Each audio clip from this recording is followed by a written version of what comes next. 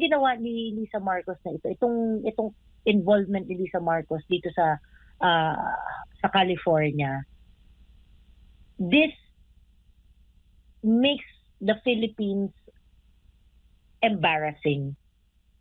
Opo, opo. Huli na lang bago ko ipasa kay partner Admar, Ma'am Joey, ang Pangulong Bongbong Marcos kasamang kanyang economic team pupunta ng Amerika. Hindi ho ba at magkikipagpulong kay President Donald Trump? Sa tingin mo, pagdating sa issue ito, ano kayo mangyayari?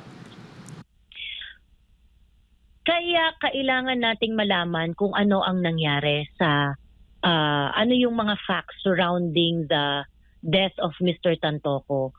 Kasi the person involved is the First Lady of the Philippines. And we do not know if, alam niyo naman natin, hindi natin alam kung baka maging ano kasi yan maging leverage yan sa mga negosasyon at hindi natin alam kung ano yung magiging extent ng kapalit nito. I'm not saying na I'm not saying na para bagang the Americans would always forward their own interest.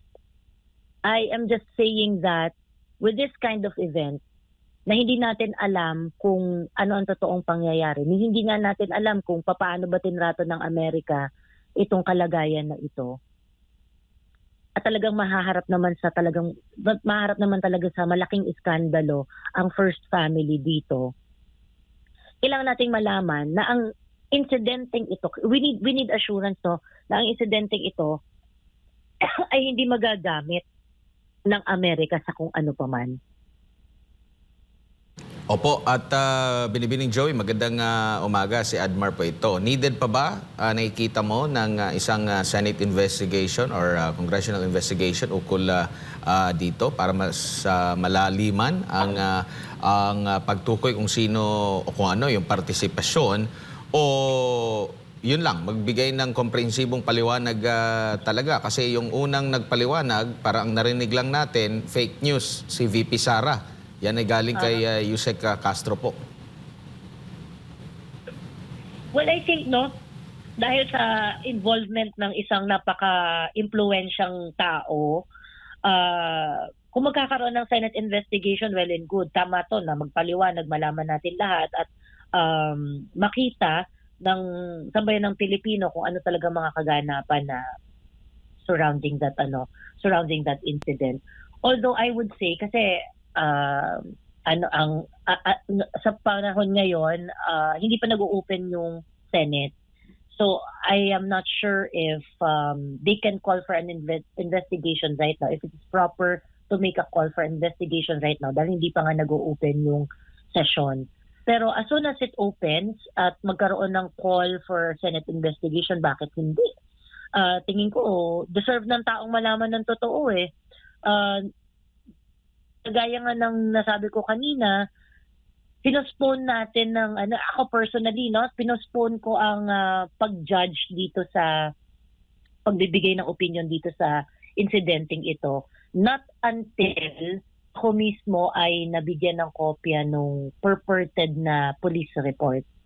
At doon ako napaniwala na mukhang meron talagang seryosong kinakaharap to si First Lady Lisa Marcos sa Amerika.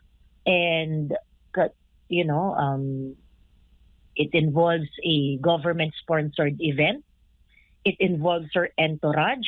It involves cocaine. It is something that that has to be explained before the Filipino people. Yung venue sa Senate, if that's going to be used, I'm fine with it. Wala naman tayong ibang venue para pag-usapan ito eh. So kung pag-uusapan to sa Senado, bakit hindi?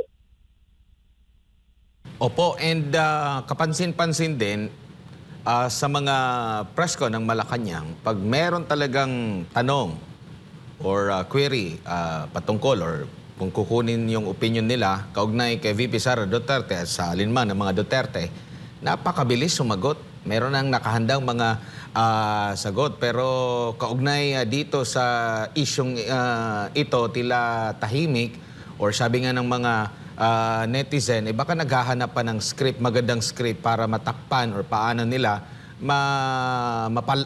kumbaga mabaon sa limot. Eh, sabi nga, baka magkakaroon na naman ng sigalot dyan sa West Philippine Sea. Ayun nga, kasi yan ang expectations natin, no? Every time na meron silang hindi maipaliwanag na mga pangyayari, biglang nagkakaroon ng gulo sa West Philippine Sea, biglang nagkakaroon ng issue, biglang nagkakaroon ng project na 20 pesos na bigas. You know, etong mga diversion tactics na to, it's getting old. Ngayon, ang kanilang diskarte ay hindi mag-comment, but I don't think it's gonna help them dahil, you know, you have to comment. They have to comment. They have to explain what happened. And I cannot accept na wala silang magiging paliwanag dito. Ang masyado kasing nakaka-insulto na kapag kausapin na 125 million confidential funds, talagang G na G sila, talagang go na go silang mag-ipit ng mga Duterte or ng ibang especially ng mga Duterte. At talagang matindi yung kanilang effort na mang-ipit dito sa mga walang kakwenta-kwentang bagay na katulad ng confidential fund na 125 million, even if there are reasonable explanation for it. But for this one, wala silang ma-explain, wala silang mapaliwanag. Bakit? 'Di ba? Itong ginawa ni Lisa Marcos na ito, itong involvement ni Lisa Marcos dito sa California, this makes the Philippines embarrassing. Talagang nakakahiya siya, pinapahiya niya ang Pilipinas. So, napakadaming layer nito. Maling-mali siya. Kailangan tong itama, kailangan ng paliwanag. Hindi natin maitatama yung mga mali na ito kung hindi magpapaliwanag ang palasyo. So, in order to correct this, they have to speak up, they have to explain. And it's very unfortunate yung pagpasok ng bagong secretary ng PCO dahil naharap siya dito sa napakalaking kontrobersya na to. But it is what it is. They have to explain and no comment will not cut it. Alright. Ma'am Joey, siguro huling mensahe po ninyo para sa ating mga kababayang nanonood po sa mga oras na ito. Naging very patient po tayo dito sa issue na to, no? Ako personally, naging very, very patient ako dito sa issue na ito. Masyadong hinahound ang administration tungkol sa kanilang abuse sa illegal drugs. And this one is an event that forces them to explain. And issue to ng katinuan ng pag-iisip. Issue ito na ang Pilipinas ba ay hawak ng mga tao na may kakayanan na patakbuhin ang bansa. Lisa Araneta Marcos is seen to be very, very influential in how this country is being run. Kayang-kaya niya na impluwensyahan ng desisyon ng ating presidente. Marami siyang mga aktibidades na talagang marami ring nagpapatunay, no, na talagang siya ay merong say sa kung ano ang takbuhin ng ating bansa. Itong iskandalo na to ay hindi lang simpleng iskandalo. Ang iskandalo nito ay hanggang sa international na pagtingin ng buong mundo sa Pilipinas. Hindi to dapat palampasin, kaya dapat yung ating mga kababayan ay maghanap ng katanungan, ng sagot sa mga katanungan, maghanap ng paliwanag na kung saan dito natin sisimulan ang paghanap ng solusyon. Hindi natin maitatama itong mga maling nangyayari sa bansa natin kung wala tayong paliwanag na mahihita mula sa palasyo.